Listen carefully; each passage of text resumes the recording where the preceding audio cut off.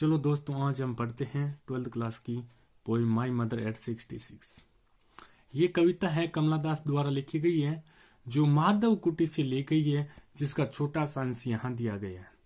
कमला दास का जन्म 1934 में हुआ था और उसकी मृत्यु 2009 में हुई थी। Was born in Malabar, Kerala. Kerala state के अंदर मालाबार नाम स्थान है, वहां पर उसका जन्म हुआ था।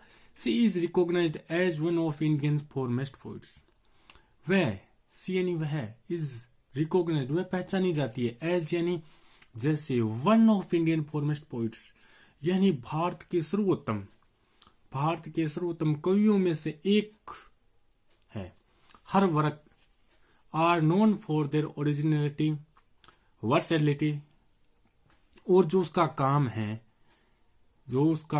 है फॉर देयर ओरिजिनलिटी को मतलब होता है असल, और वर्सेलिटी को मतलब होता है बहुमुखी प्रतिभा थी उसके अंदर, एंड और इडिजेंस यानी जो स्वदेशी, फ्लेवर यानी स्वाद, किसका स्वाद, ऑफ द सॉइल, किसकी, भारतीय मिट्टी।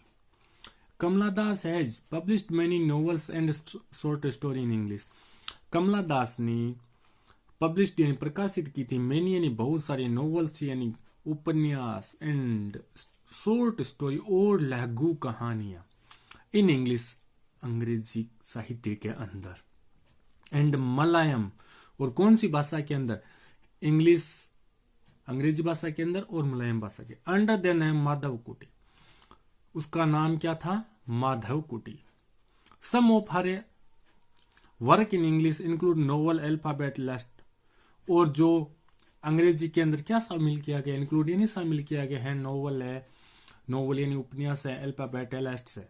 कब, 1977 के अंदर। एक collection of short stories, Padmavati the harlot and other story, 1992, in addition to 5 book of the poetry. और उसने उसके बाद में शॉर्ट स्टोरीज यानी छोटी कहानी के रूप में पद्मावती है, हरलोक है, और बहुत सारी कहानियां लिखी थी। 1992 के अंदर यानी 1992 के अंदर उसने 5 बुकों यानी 5 बुक्स ऑफ पोइट्री यानी 5 बुकों का एक यानी कविताओं का एक कलेक्शन यानी संग्रहण लिखा था। She is a sensitive writer who capture the complex subtleties of human relationship, a lyrical idiom, my mother at 66 in an example. She is a sensitive writer. यानी क्या थी, वह एक संवेदनशील कवियत्री थी। और right who caps the complex यानी उसने जो अपनी रचनाएं थी उसके अंदर, कॉम्प्लेक्स का मतलब वह मिश्रित की थी। क्या मिश्रित की थी, यानी सैटेलिटीज का मतलब होता है बारीकियों और सूक्ष्मताओं का। किन की बारीकियों और सूक्ष्मताओं, of human relationship in lyrical यानी मानव के जो रिलेशनशिप यानी जो रिश्ते हैं, लिरिकल यानी काव्य से संबंधित, इडम मुहावरे, my mother eight 66 is an example, जो मेरी माता 66 साल की है, ये एक सर्वोत्तम उदाहरण है।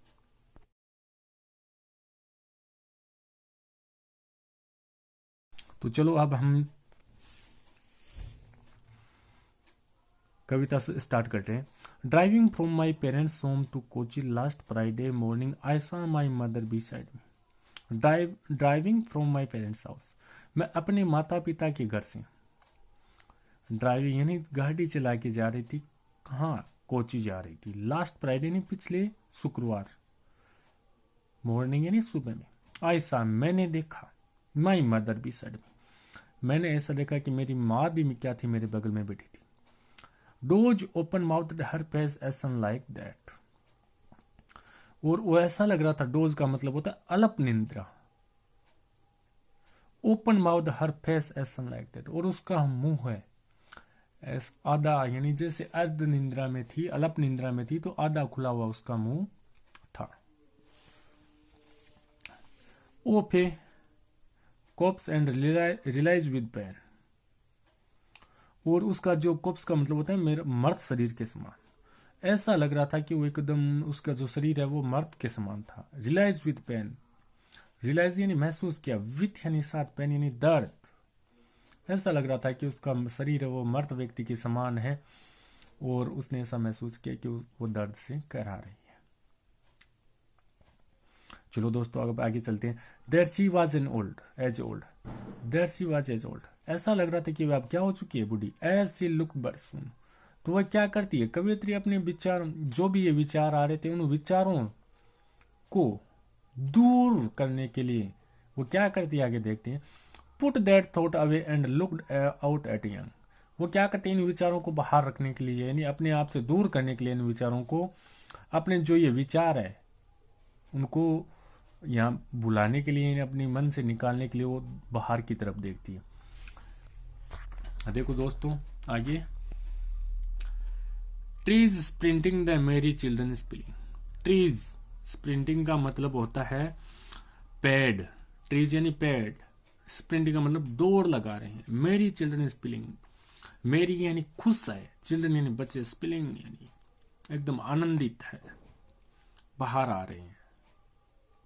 कहां से, आउट ऑफ देयर होम्स, क्या है बच्चे भी क्या करते हैं, दौड़ते हुए एकदम खुश होकर अपने घर से बाहर निकले। But after the airport security check, लेकिन जैसे वो एयरपोर्ट पहुंचती है वहां पर सुरक्षा की जांच होती है, उसके बाद में standing a few yard away, वो क्या कर रही थी, कुछ दूरी पर खड़ी थी। I looked again at her wan pale, और उसने फिर से देखा किसकी ओर, अपनी माता की ओर। वोन का मतलब होता है पीला और पेल का मतलब होता है फीका, क्योंकि जो उसकी माँ का जो चेहरा था वो कैसा हो गया था, पीला पड़ गया था, वो एकदम फीका। किस तरह, as a late winter's moon and felt that old, as यानी जैसे, late winter's moon, late winter moon का मतलब होता है कि जिस प्रकार अर्ध सर्दी के अंदर धीरे धीरे रात गुजरती जाती है तो चांद की जो चांदनी रात है उसकी जो भी चमक वो भी क्या फीकी पड़ जाती है, उस प्रकार वो ऐसा लग रहा था उसका जो चेहरा है वह, उसका जो शरीर है उस प्रकार जो यानी शक्तिहीन यानी कमजोर हो गया था उसकी माँ का चेहरा और वो वृद्ध माँ। एंड फेल्ट दैट ओल्ड, और ऐसा लग रहा था कि वो बूढ़ी हो गई। अर्थ यानी विंटर्स मून का मतलब होता है धीरे धीरे शक्ति या चमक खत्म होना। Familiar ache my childhood fear, जो ये फैमिलियर यानी मेरा जो पारिवारिक यानी दर्द पीड़ा, माई चाइल्डहुड स्पीयर ये मेरा बचपन का डर था। बट लेकिन all I said was see you soon ma, क्योंकि ये मेरा जो बचपन का भय था, I said was see you soon ma, मैंने कहा सी यू सुनमा में जल्दी मिलते हैं।